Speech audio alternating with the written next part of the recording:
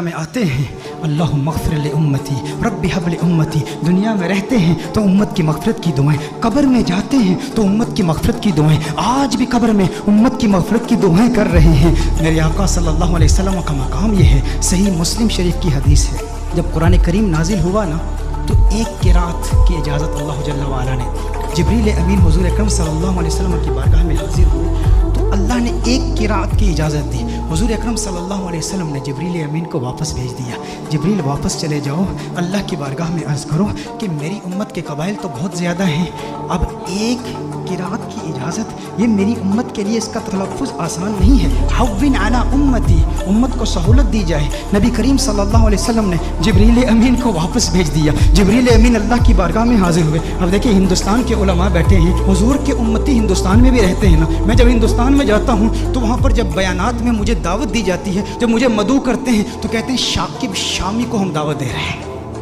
شاکب شامی کہیں گے یا ثاقب سامی کہیں گے؟ تو ہندوستان کے کچھ ایسے علاقے ہیں جہاں پر سے اور شین کو اکٹھے نہیں وہ تلفظ کر پاتے، ادا نہیں کر پاتے۔ نظام الدین اولیاء رحمہ اللہ کی بارگاہ میں گیا تو وہاں کہتے ہیں نظام الدین اولیاء۔ ہندوستان بہت بڑا ہے، میں حیدرآباد دکن میں گیا تو وہاں قرآن کی جگہ قرآن کہہ رہے ہیں، قرآن، تو ہر ایک کے لیے تلفظ آسان نہیں ہے۔ تو میں کہتا ہوں وہ تو ایک ہندوستان ہے، میرے آقا صلی اللہ علیہ وسلم کی امت تو پوری دنیا میں ہے۔ تو حضور نے اللہ کی بارگاہ میں التجا کی کہ یا اللہ میری امت کے لیے بہت مشکل ہے، ایک قرات کی اجازت دی ہے، مزید اضافہ کیا جائے۔ جبریل امین اللہ کی بارگاہ میں حاضر ہوتے ہیں، اللہ ارشاد فرماتا ہے جا جبریل واپس جا، دو قراتوں کی اجازت۔ حضور پھر عرض کرتے ہیں، ارشاد فرماتے ہیں جبریل واپس چلا جا، دو بھی کافی نہیں ہے۔ جبریل امین پھر اللہ کی بارگاہ میں حاضر ہوتے ہیں، مزید اضافہ کیجئے۔ اللہ نے ارشاد فرمایا تین قراتوں کی اجازت۔ حضور کی بارگاہ میں جبریل امین حاضر ہوتے ہیں، حضور فرماتے ہیں حوّن علی امتی، مزید سہولت دی جائے میری امت کو۔ اللہ نے ارشاد فرمایا جا میرے محبوب تیرے صدقے 7 قراتوں کی اجازت ہے۔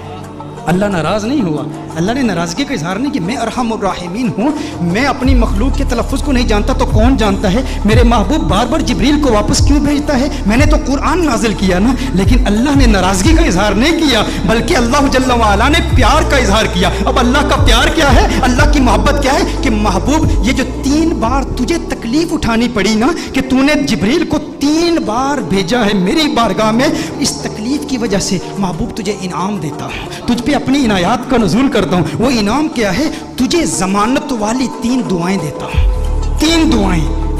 صحیح مسلم کی حدیث کا مفہوم پیش کر رہا ہوں، ضمانت والی 3 دعائیں، جب بھی مانگے گا قبول ہو جائیں گی۔ سارے انبیاء کو دعائیں دی گئی، حضرت سلیمان علیہ السلام کو بھی ایک ضمانت والی دعا دی گئی کہ جو دعا کرے گا قبول ہو جائے گی، باقی انبیاء کو ایک ایک دعا دی گئی۔ حضور اکرم صلی اللہ علیہ وسلم کو 3 دعائیں دی گئی کہ ہے محبوب 3 دعائیں ہیں۔ سلیمان علیہ السلام نے دعا کیا کی؟ یا اللہ مجھے بادشاہ ایسا بنا دے کہ میرے جیسا کوئی بادشاہ نہ ہو۔ اللہ جل وعلا نے دعا قبول کر لی۔ ابراہیم علیہ السلام نے اپنی اولاد کے لیے دعا کی کہ یا اللہ میری اولاد میں انبیاء اور رسول بھیج، اللہ نے وہ دعا قبول کر لی۔ حضرت نوح علیہ السلام نے اپنے دشمنوں کی تباہی کی دعا کی، ان کے دشمنوں کو اللہ نے تباہ کر دیا، سب کی دعائیں قبول ہوئی، لیکن ہر نبی نے جو دعا کی نا، یا اپنے لیے کی یا اپنی اولاد کے لیے کی یا اپنے دشمنوں کی ہلاکت کے لیے کی، انہیں ایک ایک دعا ملی، لیکن کونین کے والی صلی اللہ علیہ وسلم کو 3 دعائیں ملی۔ لیکن میرے آقا کی دعائیں کیا ہیں؟ میرے آقا صلی اللہ علیہ وسلم نے ایک بھی دعا اپنے لیے نہیں کی، 2 دعائیں دنیا میں ہی کر لی اور ایک دعا آخرت کے لیے مؤخر کی۔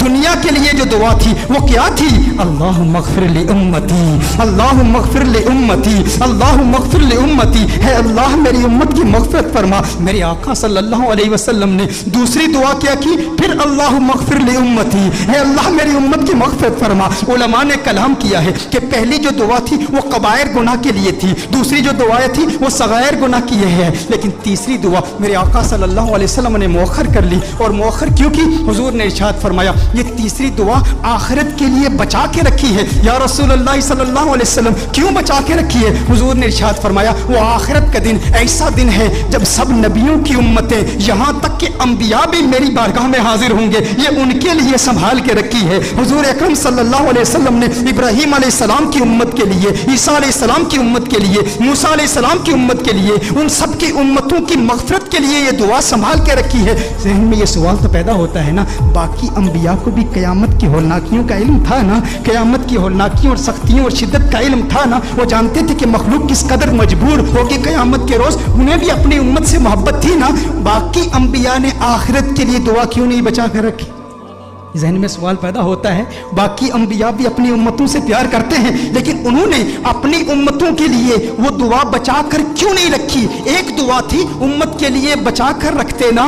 انبیاء کو پتا تھا، انبیاء جانتے تھے کہ اس لجپال کو لاج ہے۔ ارے ہم کیوں پریشان ہوں جس کی آمد کے تذکرے ہم کب سے کر رہے ہیں، اپنی امتوں کو بتا رہے ہیں وہ محمد عربی آ رہا ہے، وہ لجپال ہے، جہاں اپنی امتوں کو بچائے گا وہاں ہماری امتوں کو بھی بچائے گا۔ میرے آقا صلی اللہ علیہ وسلم فقط اپنی امت کے لیے نہیں آئے، وہ رحمت للعالمین ہیں، وہ عیسیٰ کے لیے بھی آئے ہیں اور عیسیٰ کی امت کے لیے بھی آئے ہیں، وہ موسیٰ کے لیے بھی آئے ہیں، موسیٰ کی امت کے لیے بھی آئے ہیں، وہ ابراہیم کے لیے بھی آئے ہیں، ابراہیم کی امت کے لیے بھی آئے ہیں، وہ نوح کے لیے بھی آئے ہیں اور نوح کی امت کے لیے بھی آئے ہیں۔ علی نبینا علیہ الصلوۃ والسلام، انہیں پریشانی نہیں تھی، وہ جانتے تھے وہ لجپال ہیں، انہوں نے پہلے ہی انتظام کر رکھا ہے، وہ سب کی شفاعت کر دیں گے، کیونکہ میرے آقا صرف اس امت کے لیے نبی نہیں، وہ سب کے لیے نبی ہیں، یہاں تک نبیوں کے لیے بھی نبی ہیں۔ اعلیٰ حضرت نے یہ احمد رضا صاحب کلام پڑھ رہے تھے، اس وقت مجھے اعلیٰ حضرت کا وہ کلام یاد آیا۔ اعلیٰ حضرت نے بڑا خوبصورت تخیل باندھا ہے کہ دنیا میں میرے دل میں یہ خواہش ہے کہ نبیوں اور رسولوں سے ملوں اور سارے انبیاء اور رسول سے ایک التجا کروں، ان سے ایک بات پوچھوں۔ یہ کس کی خواہش ہے؟ اعلیٰ حضرت کی خواہش ہے کہ اس دنیا میں سارے انبیاء اور رسول سے ملاقات کروں اور ان سے ایک سوال پوچھوں۔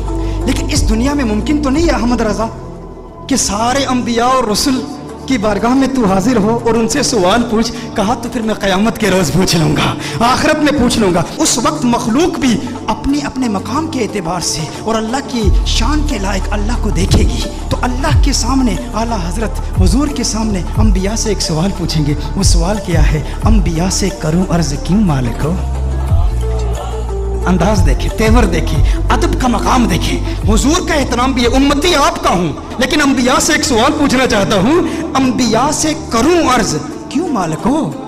کیوں مالک ہو؟ انبیاء سے کروں عرض کیوں مالک ہو؟ کیوں مالک ہو؟ کیا نبی ہے تمہارا ہمارا نبی؟ یہ جو ہمارے آقا ہیں، جو ہمارے نبی ہیں، کیا تمہارے بھی یہی نبی ہیں؟ انبیاء سے کروں عرض کیوں مالک ہو؟ انبیاء سے کروں عرض کیوں مالک ہو؟ کیا نبی ہے تمہارا ہمارا نبی؟ انبیاء فرمائیں گے احمد رضا آج پوچھ لیا ہے، تجھے موقع ملا ہے اللہ کی بارگاہ میں، انبیاء کی بارگاہ میں، رسولوں کی بارگاہ میں، آقا خود موجود ہے، پوچھ لیا ہے تو سن احمد رضا، تو نے کہا انبیاء سے کروں عرض کیوں مالک ہو؟ کیا نبی ہے تمہارا ہمارا نبی؟ جیسے سب کا خدا ایک ہے ویسے ہی ان کا ان کا تمہارا ہمارا نبی۔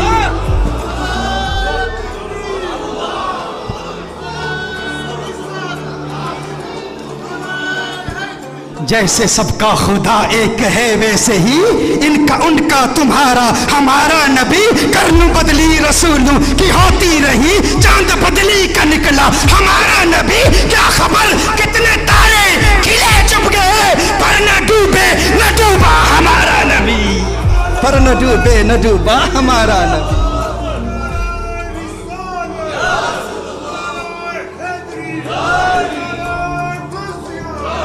اچھا میں عرض کر رہا تھا